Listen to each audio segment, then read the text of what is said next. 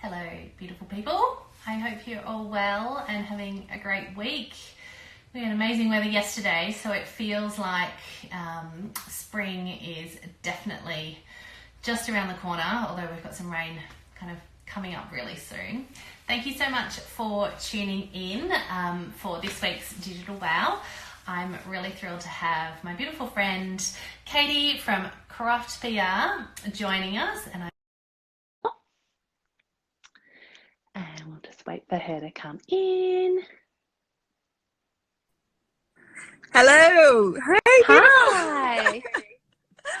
I'm sitting in my How car. are you?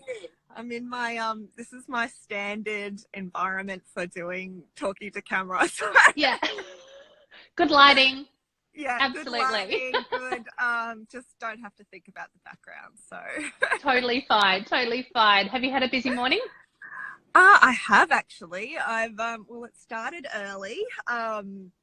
Yeah, we were up at 4 o'clock in our household, and yeah, so it's nice and early, and then yeah, went to off to South City Square, which is one of our clients, and we had a meeting out there this morning with the Career Mail and realestate.com. So for something exciting, coming up with them. So yeah, I saw that on stories. It looks beautiful. Oh my God, it's so beautiful. Like, just next level amazing. Just the textures that they've thought of, the tiles, everything is amazing. And yeah, look, it's a little while off. There's at least 3 years until it's fully completed, with the Hyatt coming there, the Woolies, all of the grand reading cinemas, all that sort of stuff. But now there's already a few, like there's Tuck Shop Time, and there's a few other bits and pieces that are cool little cafes and sort of thing that are there. So yeah, very exciting project that I'm really lucky to be involved in. So That's yeah. so awesome. Yeah. How did you get into PR? What's your background, and how did you kind of get to where you are now?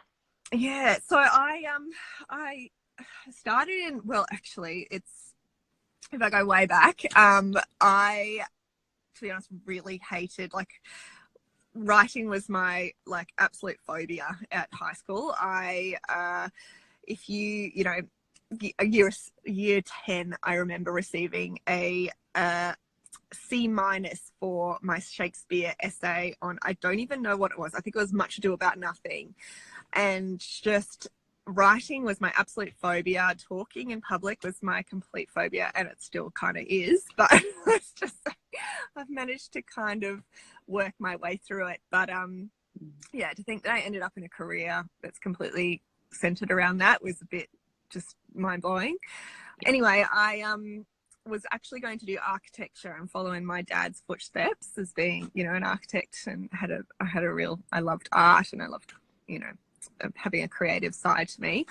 I got an OP7, which in Brisbane, that's what the OP is up here. We use, an OP7, which is, I don't know it's not bad. It's out of 25, but it's not, I needed like an OP5 or something. So I had to upgrade.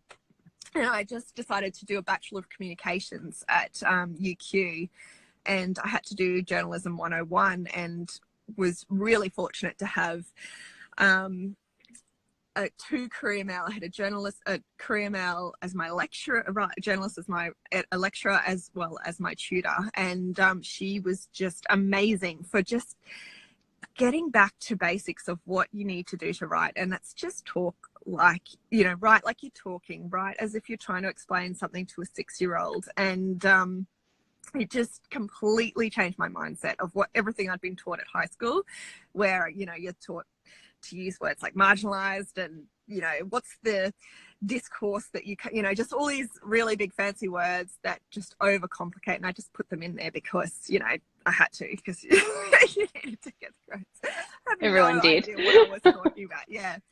Anyway, and yeah, it just suddenly clicked where I really loved writing. It just made sense to me, and telling stories. And so I decided to go off to, well, actually my lecturer at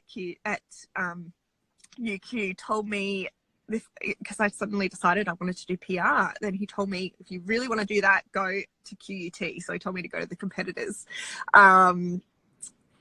degree. And yeah, and so after doing I went into QUT, the course, and I ended up getting, high distinctions all the way through, and suddenly realized, oh, I'm not so dumb, and just loved it. And then, fell into it from there. So worked in agencies my entire, career pretty much. So started in a year at advertising, believe it or not, while I was tossing up. That's another different story. But then, went back to PR and went to Roland up here in Brisbane, and then off to where I worked on McDonald's and Mission Australia, and then off to down in Melbourne, moved to Melbourne and worked at Buchan and Red Agency. And so, just went off from there. And then I'm back in my own agency. So absolutely. So at what point did you kind of transition? Was it when you became a mum, or when did you start your own business, Croft PR? It actually started 5 years ago, and I didn't realize that it's been that long. But it started when I left at Red Agency. I actually went off to work for my client, which was at the time with Red Agency, which was kind of a big no-no, but anyway, it was fine. So I went to work for the Australian Physiotherapy Association, and but I knew that I wanted to have kids, and the reason that was why I knew that working for a big agency is just probably not going to work for me long term, and how I wanted to be a mother. And so I worked for the APA 4 days a week, and then decided on my as a side hustle. I was very transparent. I asked if I could set up my own business, and had registered my ABN then. And I ended up doing a little bit of work with that Red Agency anyway, with their existing clients as subcontracted. So, so I did that for a little bit, and then just life gets in the way. I fell pregnant straight away, and it just didn't go anywhere. So I didn't progress with my business at all. My website was terrible. It was a 1-page landing page of just like a mess. And so it wasn't anything until we moved up here to Brisbane, and I was at a crossroads. I couldn't go back to the APA because their head office is in Melbourne. And I decided, do I want to go back into agency land, or really kind of throw myself back into freelancing? And I actually had huge hesitations about doing my freelancing role, because I'd been out of the game for 2 years, which just you feel completely irrelevant when you don't know. I didn't understand, social media was changing really rapidly. Digital marketing was this this crazy beast that I had no idea about, even though obviously it's just the tech stuff that changes and you can pick up really quickly. But just that feeling removed from it for 2 years, you feel completely out of the game. And there's no chance I could do this and guide clients in it, because that's where everyone wants to learn about that.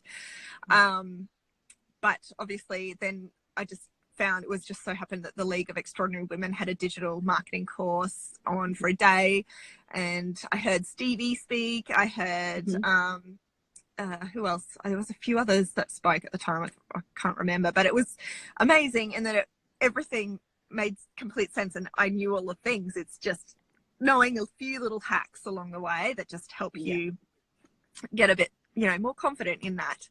And so there I just started, and that was literally December last year. And then I at the same time picked up a QT tutoring gig with the campaign, with PR campaigns, and so I was doing both at the same time last year. So amazing. And I think it's really interesting, because I think when you've had that study and that grounding, whether it be in kind of traditional PR and comms, or more marketing and that type of thing, the basic concepts and the theory doesn't tend to change. It's just that practical industry application of those things, and the vehicles that you use, and the tools and techniques, and the different channels now. Exactly. And I think it's so common, for people to step back for a couple of years, because perhaps they've had kids and they've had a bit of a break, and then come back and be like, oh, I feel so don't know overwhelmed anything. because Yeah. yeah, you feel like Yeah. you don't know anything, but really when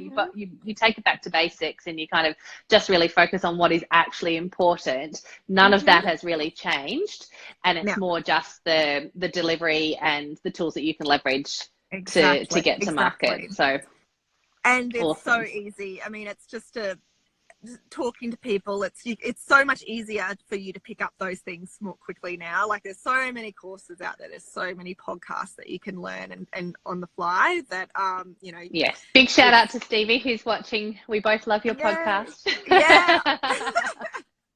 Hey Stevie.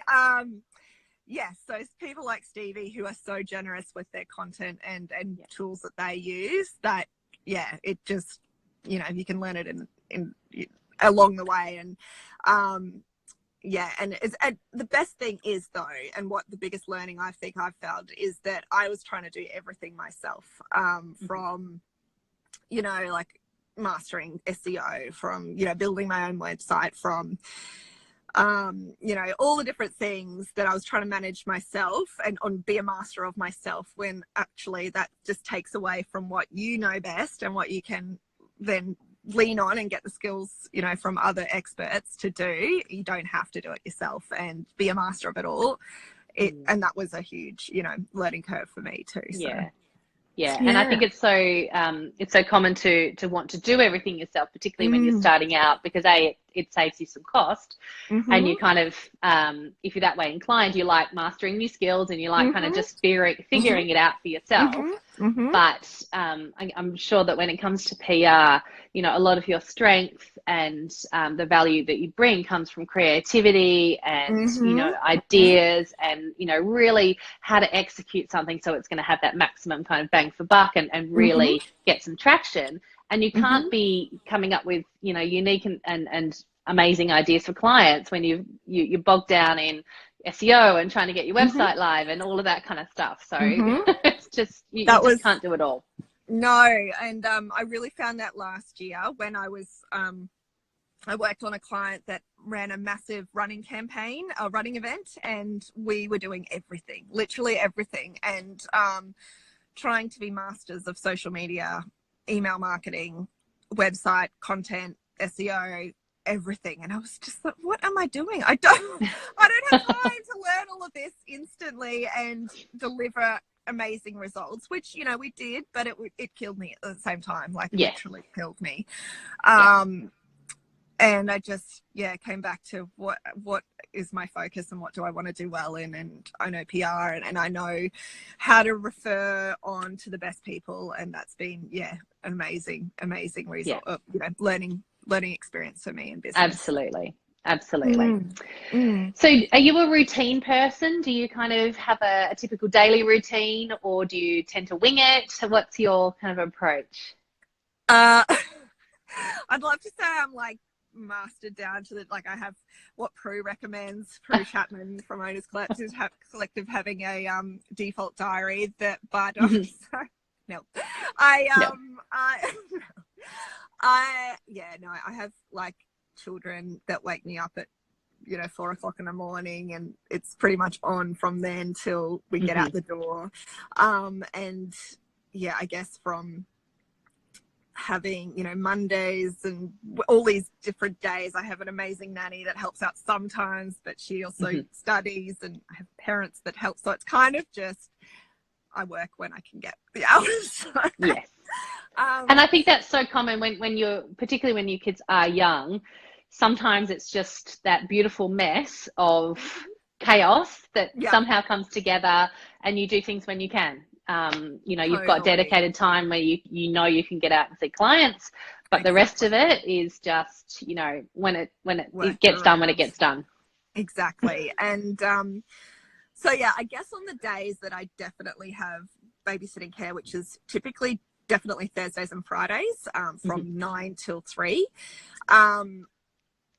I like to work from home mostly. You know, today I'm at my hot desking place at Prospect Studios. Shout out to Prospect Studios, they're amazing. So I typically work from home though in those days, because I really just find I can get in the zone. I also have, like, you know, like I'm really good at making breaks in the day of like sitting down, I'll smash out without Prue's tip of not opening the emails. That is actually an amazing godsend for me. If I don't if I close down my email, don't open my emails until I've smashed out that requirement for the day, whether it's, you know, if we have a client launch, it's a media release at the moment. Like I have a Modelo release we're working on for a campaign we're working on for them. I need to smash that out because, you know, it's on a deadline. I will focus on that and get that done first up. And then I like to either go for a lunchtime walk just to break up the day, because it just, otherwise and it also just gives me some headspace to think and get in the zone. And yeah, I also meditate. So I have I'll try and meditate for at least, 10 minutes a day. And so I use at the moment 10% Happier, this app that's amazing. And it just has some really good insight, compassionate meditation, a little bit waffly for anyone that's not into it, but it just helps to reset the mind and then get back into the flow as well. So hey Louise. Hi Louise. Hi everyone who's joined us. I found regular meditation has, and I know everyone says this, and I was always a bit like, oh yeah, here we go. Everyone's like, oh, it's a game changer, it really changes everything. But I can honestly say that since I've started regularly meditating, this is only like 10 minutes a day. And I normally try and fit it in before. So when I finish my kind of daytime work, before I go and pick up my son from school, I'll try and fit it in between kind of 2 and 3, just so I'm kind of chill and happy. And it's definitely, I've been doing it for probably about 6 weeks now, and it's definitely made a difference. I can't quite put my finger on what it is, which is really frustrating, because it would be nice to be able to explain it a little bit better, but it has absolutely made a difference. So I kind of feel like however you can get into it in whatever form, just like everyone says, meditation can be a bit of a game changer on a very kind of subtle level. It does. It also, every time, so whenever I do it, I generally find I'm bursting with ideas by the end of it, and it's actually probably it's not the purpose of meditation, because you're supposed to get in the moment, but often I'll come out with 10 ideas, but it's just, I think if I didn't have that space as well, I wouldn't have a lot of time to think about other ideas as well. So, but then generally it also just grounds me. I literally did one before here, because I don't like talking to camera, as I said before. And it does just, I do a compassionate meditation, which is around sending goodwill or good vibes to someone who might be in distress or, going through a challenging time. And it just brings you back to the moment of, as well. So that's something that I've really found has been really helpful. That's really lovely. I have it, I guess, as part of one consistent thing I like to do during my day. So and that's so nice, because I guess through showing compassion for someone else, you're also kind of reflecting and being grateful and kind of doing a bit of a gratitude practice around things that are probably potentially going well for you as well. So it's that nice kind of perspective and taking a moment to think about that stuff. Awesome. No, totally. All right. Awesome. So let's talk about a little bit about kind of tips or kind of digital hacks that you either use in your own business, or that you've seen work really well as part of the campaigns that you run for your clients. Have you got anything that you'd like to share with us? Yeah, I guess for me, as I said, I'm so not a digital guru, and I leave that to you 100%, because I ain't got it. I'm kind of a technophobic as well, so I don't like anything techno that gets me, or techno as well as tech it sort of overwhelms me, but I guess in my day-to-day, really basic things like Instagram and having my little apps like Canva, and I use Preview because it's really simple. I started a long time ago. I haven't bothered to change. I know there's so many other schedulers out, Instagram schedulers out there, but I've just used it forever, so I've stuck with it because it obviously has all my hashtags and all of that that I find easy to use. And so I guess those little, having a few tools like Canva preview, having I guess a game changer for me last year was using ConvertKit for sending out big blasts of media pitching. So, you know, for example, with the Hyatt, when we announced the Hyatt in Brisbane this year, it was a great resource because I've got a huge database of media that I can track, and it can still be personalized to all media as well. So individual media, but using it to track, you know, open rates and who's more interested in the story, who's clicked through, that sort of thing has been hugely valuable. I guess what else has been some great hacks? Trying to think off the top of my head what other things we've got. I mean, website for me, Divi, and like having that as a great template, it was overwhelming for me at first, but now it's all set up and I've got a web guy that's made it manageable. It's fantastic for just easy management of my website. It's a beautiful theme, and it just resonates well with, you know, it works with my brand. Google Sheets and Google Docs, just for when we have a team, because I have a few people that I work with or help, who I get support from, and so we can, for every client, we have our own, you know, content PR plan that we work across that you know, gives actions, deadlines, who owns what, who's responsible for what time it's going to be launched, when we need to start outreaching. That just is a great resource for all, you know, being on there. We can see who's managing what status things are up to. And so, yeah, that's a great little hack as well. But I'm a huge fan of, you know, I love Divi. So absolutely A+ on the Divi. You are the my Divi favorite, actually. For fixing my happy to help.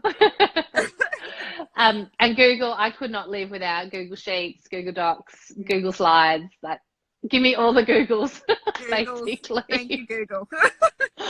But it is so handy to know that you could access something on your phone. Anyone can, you know, who's shared into the documents can access it. It just is, it's a bit of a no-brainer these days, I kind of think. And particularly because it is free, you know, when you compare it to the cost of ongoing kind of subscriptions for the Microsoft Office suite of things as well, I kind of think, you know what, you can save yourself some money because it's all compatible and it all does, you know, what you need it to do. So huge tip there.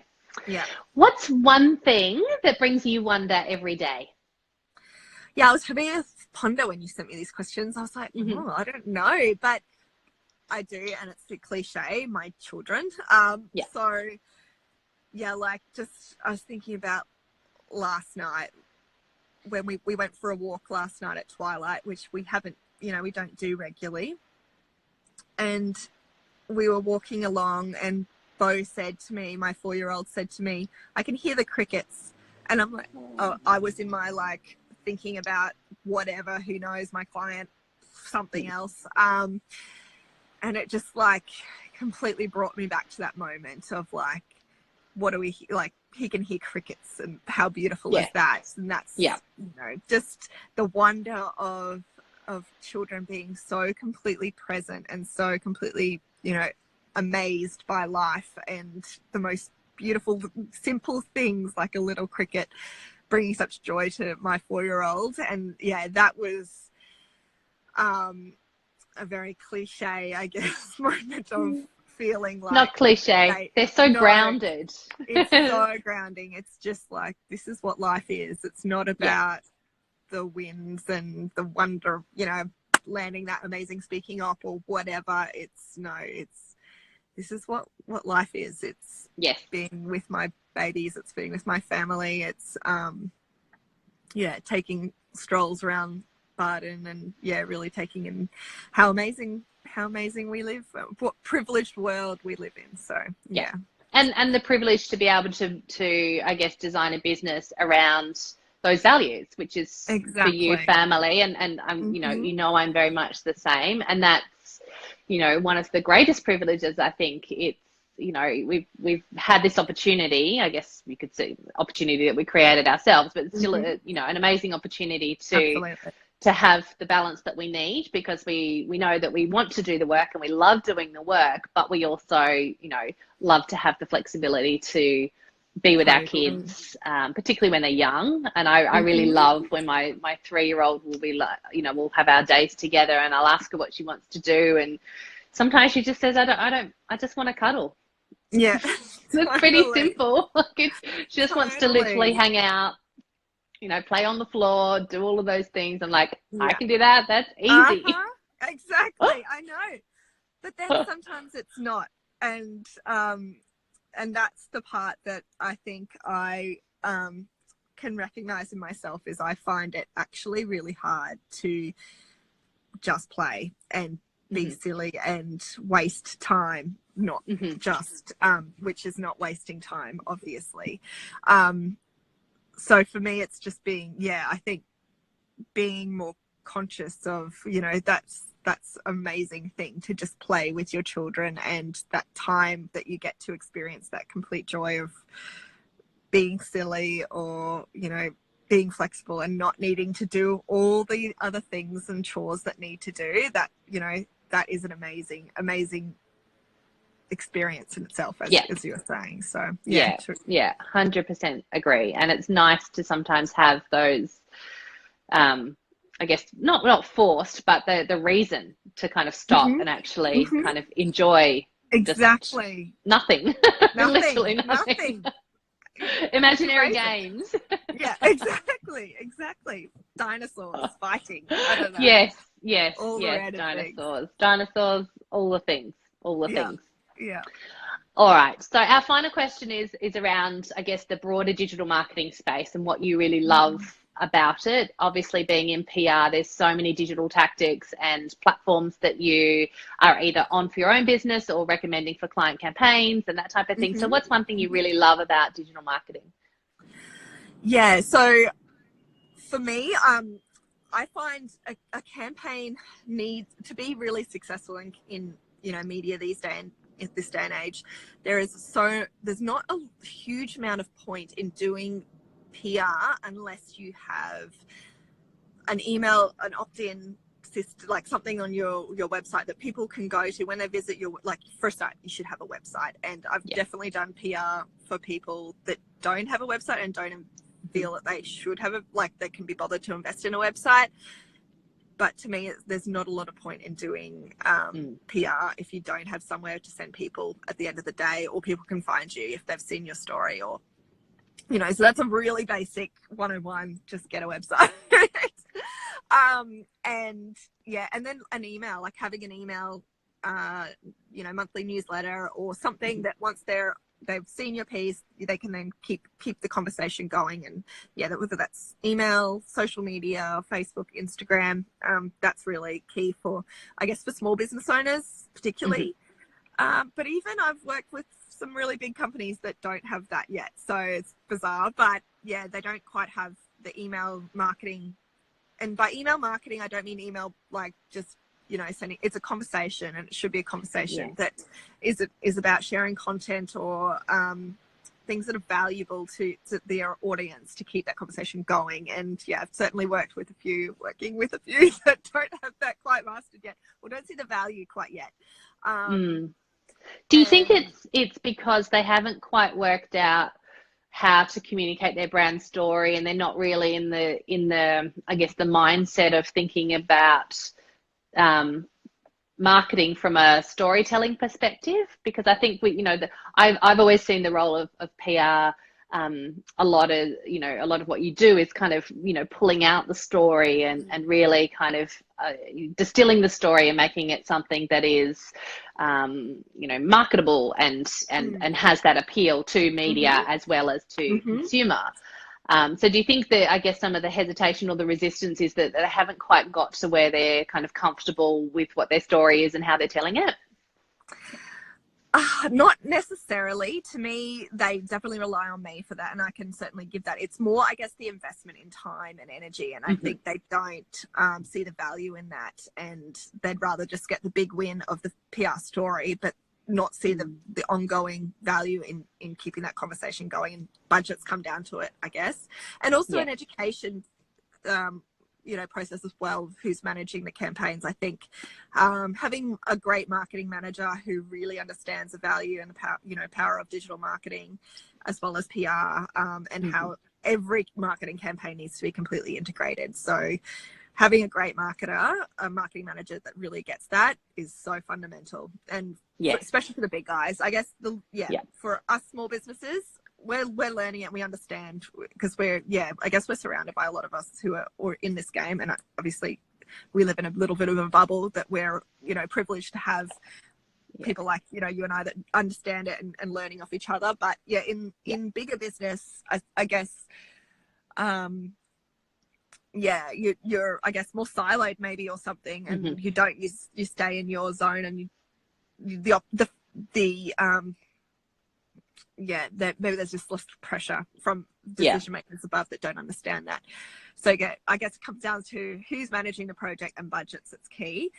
But back to your question on what's really powerful, I can give an example of one that we worked on when I worked at the APA and previously with Red Agency. So I worked on the Tradies National Health Month, which is an awareness campaign we developed for the Australian Physiotherapy Association to raise awareness of their occupational health physiotherapists that work with people who've had injuries at work, and tradies being a major stakeholder or patient body. And so we developed a really integrated campaign that was very digital focused. We had an ambassador, Dave Hughes, as the lead, our face, and he was amazing. And we created some very cool videos that were hilarious and shared million times over about shit tradies say, and obviously the message came back to there was a whole lot of different, obviously when that shit tradies shit whatever said excuse the language, everybody, back in the day, that was really big, and it just went viral, and it was hilarious. Obviously having a great ambassador like Dave Hughes just sent it everywhere. But it was encompassed by a whole lot of different things from media. So having that generated media in itself, that viral, video campaign is highly, shareable, and everyone brought their own story or shit, whatever they say. And but then it highlighted, we, packaged it up with a whole research report that was actually just gathering a whole lot of different insights from WorkSafe and all the different, authorities and research reports around tradies' health and the importance of mental health and physical, not just because APA was sort of being seen as a leader in tradies' health itself. And so having those, credible facts and stats that we could use for media and share in a digital way as well, so infographics and that sort of thing, were hugely powerful. And that the campaign was award winning, so we won a CommsCon award, and just the results reflected in itself. We just skyrocketed patients, for occupational health and safety, occupational physio, and just the stakeholders that really wanted to be involved, the bodies like the WorkSafe and Master Builders, they all reached out to us wanting to be a partner of this campaign. So it just was a great way of using digital media or digital marketing in a really powerful way. So and having a central idea that is very shareable and relatable. Even if you're not a trader yourself, you can still relate to the campaign because everyone knows the tradie or exactly. And it is, I guess, for the large part, quite a stereotypical, there is a stereotype of a tradie that we probably all kind of have in our mind when we hear that. So super fun, and to be able to leverage, a great ambassador and video, it's just the perfect combination to help, give the more serious side of the message, also that awareness, which is ultimately the goal. So that's amazing. Congratulations. Thanks, lady. So good at what you do. Well, thank you so much for joining me. It's been an absolute pleasure. Oh, you're amazing. I hope you enjoy the rest of your day. It's just started pouring with rain here. Well, oh my God. It's pretty miserable and bleak here. I feel like it's Melbourne today. Like today on top of South City Square, it was blowing a gale. I was freezing. I was in my leather jacket, and it was like spitting, but not quite. I was like, Melbourne, I've escaped you, but I'm yes, still yeah, with me yeah, always. and it's just coming on up the coast. Exactly. Well, enjoy the rest of your week. Lady. Thank and you. have some beautiful time with your family on the weekend. Father's Day coming up, so we've all got lots to get organised. Yeah, I know. God, don't remind me. I've done nothing. Sorry, Dave. But and thank you so much to everyone who joined us as well, and for the lovely comments. It's really, really lovely to see you live with us. Thank you all. All Thanks, right. Kat. See you guys. Bye. Bye. Bye.